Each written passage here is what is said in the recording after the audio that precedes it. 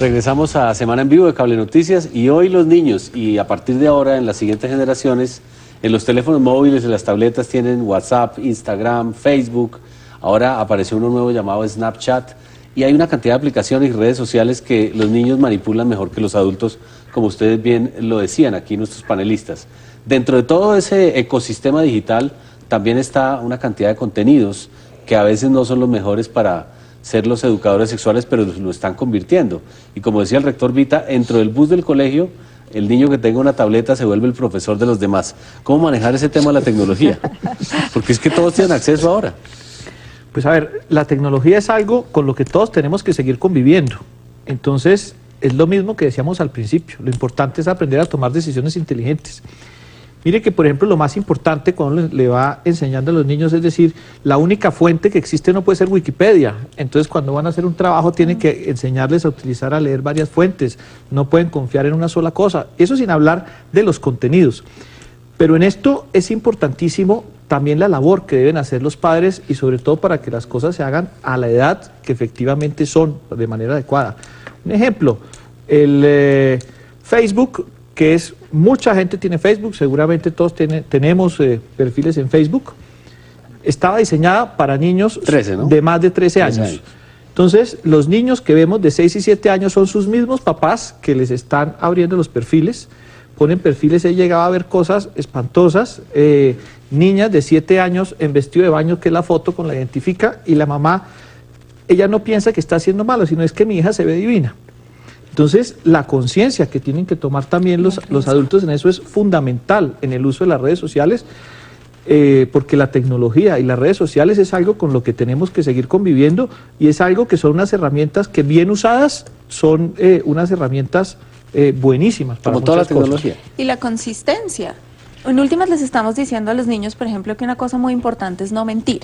Sí. Pero abrir un perfil con información falsa para poderlo abrir, que el papá se lo abre al niño, en últimas se está mintiendo. Entonces ahí hay un mensaje encontrado, una falta de coherencia muy importante, que les estamos enviando un mensaje, no importa, yo puedo mentir por ti, aquí sí está bien mentir, pero en general tú no puedes mentir. Entonces, ¿cuál es el rasero que deben usar los niños? ¿El de mi papá para abrir el perfil de Facebook o el que me dice que se supone que tengo que tener en la vida real? Doctora Lina, hay una red social muy complicada que es el famoso Snapchat. Se toman fotos, se las mandan y la foto se borra rápidamente. Es decir, los padres de familia difícilmente ven eso y obviamente en países como Estados Unidos ya se masificó el uso de fotos desnudas entre los adolescentes, entre los jóvenes, y eso también se puede volver un problema porque esas capturas de pantalla quedan ahí y al día de mañana es cuando empiezan las extorsiones y los chantajes. ¿Cómo manejar eso? Eso es un tema muy complicado, digamos. Yo creo que el primer nivel siempre va a ser la educación. El primer nivel es entender por qué eso, digamos, va contra los derechos, porque eso, por ejemplo, viola la intimidad, que es importante. Yo les hablaba ahorita, por ejemplo, que hemos empezado a tener muchos problemas con los niños haciendo sexting. Una pareja muy joven, la niña o el muchacho les mandan fotos desnudas y entonces eso después se vuelve un riesgo para que se distribuya por toda la red. Entonces ahí lo importante es arrancar por la prevención y entender que ese tipo de cosas hay que manejarlas y después enseñarles un uso adecuado de las redes sociales y el monitoreo parental. Ahí es lo más importante. Estar muy pendiente qué es lo que está pasando, qué es lo que están haciendo. Los papás a mí siempre me preguntan, pero ¿eso cómo se hace? Yo les digo, sencillo, siéntese por la noche a comer y dígale, ¿cómo le fue? ¿Qué estás haciendo? ¿Cuáles son tus redes sociales? ¿Qué está pasando? Y esas preguntas al principio pueden parecer muy áridas y los niños pueden quedarse muy ajenos y no responder, pero usualmente la constancia vence lo que la dicha no alcanza y estos papás pendientes tienden a ser mucho más exitosos que los papás que no monitorean. Exsecretario Óscar Sánchez, en el tema de la tecnología también hay unas situaciones que los adultos no son todos tan expertos como los niños que de alguna manera ya manipulan todo eso perfecto, pero el Consejo Ninguno es tan experto como ningún niño. Exactamente. Pero el Consejo estaba en un reciente fallo por un caso de una pareja de adolescentes. Dice que los papás tienen el derecho hasta que no cumplan 18 años de tener el usuario, la contraseña del correo del hijo, estar revisando. ¿Eso le parece que está bien? ¿Le parece que es adecuado? ¿Cómo manejarlo? Porque un niño de 16 años yo no me imagino entregándole la clave al papá. Cuando nosotros discutimos en la Secretaría de Educación el acceso a Internet en los colegios, la política que definimos fue libertad con regulación, es decir, vamos a permitir, por ejemplo, que YouTube llegue a los computadores de los colegios, porque de lo contrario prescindiríamos de una herramienta muy importante, y vamos a trabajar en la educación para el uso de YouTube. La posibilidad de usar el Facebook, otras redes sociales en los computadores de los colegios, etc. Y me demoré 2 años para que el área de tecnología de la Secretaría aceptara lo que el área pedagógica había determinado. O sea, levantar los cortafuegos. Claro, porque los ingenieros siempre eso no puede ser, es que eso es imposible, es que nos vamos a meter en problemas, es que... Claro. Y la conclusión a la que llegábamos y lo que logramos finalmente establecer como una política con mucha dificultad es comprender que la cultura siempre ha sido una amenaza para la propia existencia de la humanidad. Pero además de ser una amenaza, es la única riqueza que poseemos, es lo único que somos. Es decir, los seres humanos logramos ser humanos, digamos, en la medida en que nos construimos culturalmente. Y eso siempre ha sido un gran riesgo. Es decir, los bordes de la cultura. Si fuimos capaces con el conocimiento de producir armas que pueden destruir varias veces el planeta, si fuimos capaces con el conocimiento de producir una sociedad industrial que se puede autodestruir por el cambio climático, si hemos sido capaces con el conocimiento de generarle tantos riesgos a la humanidad, ¿deberíamos por ello entonces prescindir del conocimiento? ¿O deberíamos producir una educación suficientemente elevada, estructurada, permanente como para poder gobernar el conocimiento? Y la tecnología pues es el paroxismo de eso, es el paroxismo de la cultura. Ahora todo está al alcance de todos, toda la información está al alcance de todos y desde muy chiquitos. La pregunta entonces es ¿qué nivel de educación requerimos para el desafío cultural contemporáneo? Y eso, pues eso está claro. Hace un tiempo con tener 5 o 6 años de escolaridad era suficiente para dominar los mínimos de la cultura para ser un ciudadano competente, y hoy en día se necesitan 15 o 20 o no sé cuántos años de educación, y de buena educación. Entonces, pues no tenemos más remedio que entender que el problema no está en que avance la tecnología, sino que los desafíos culturales y educativos que implica poder controlarla para bien de la humanidad son cada vez más grandes. Rector Vita, la última pregunta para usted. Me imagino que por su actividad de colegio internacional tiene continuas conversaciones con profesores extranjeros, mejores prácticas en otras partes del mundo. ¿Esto que estamos viviendo en Colombia pasa en otras partes del mundo? ¿Tienen las mismas realidades los niños, los adolescentes con respecto a este tema de enfrentarse a la educación sexual así como tan de frente con la tecnología? Claro que sí, o sea, esto es un fenómeno, lo que estamos viendo sucede en el mundo, precisamente porque hoy en día con los medios de comunicación y la velocidad del internet, ya lo que sucede aquí está sucediendo en manera simultánea en otras partes. Ahora, parte del reto que tenemos todos es educar, con la globalización, es poder educar muchachos que se puedan defender y que sean ciudadanos del mundo, no ciudadanos colombianos. Entonces, sería una contradicción que no estuviera pasando eso y que los nuestros estuvieran aislados. ¿Tiene profesores extranjeros usted en su planta? ¿Y esa visión de ellos le da esa riqueza a los pelados? Totalmente. ¿Cómo ve usted esa interacción? Porque usted también tiene algo de familia de inmigrantes allá en otra generación.